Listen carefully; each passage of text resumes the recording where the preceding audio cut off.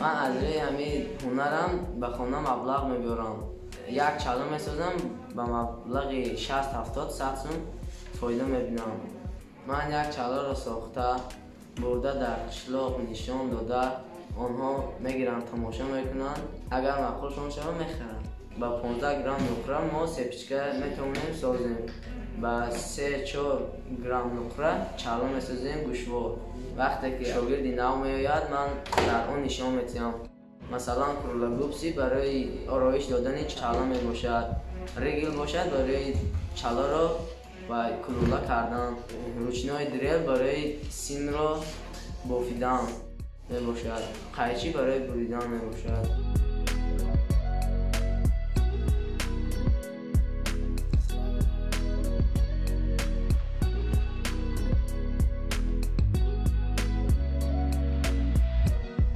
برای زرگر شدن باید دست خالیش که کردن نمیشه. برای زرگر شدن این اسباب‌های زرگری است.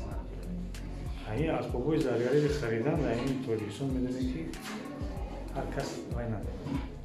یا که اسباب گیره یا که اشکامش نمیشه. هم سحر میخونم و هم بعد عربی. درس ما تا ساعتی 5 بگیره. با ما اینا رو باید از او گردن بیرون میکنیم. اینا رفتنی نیست.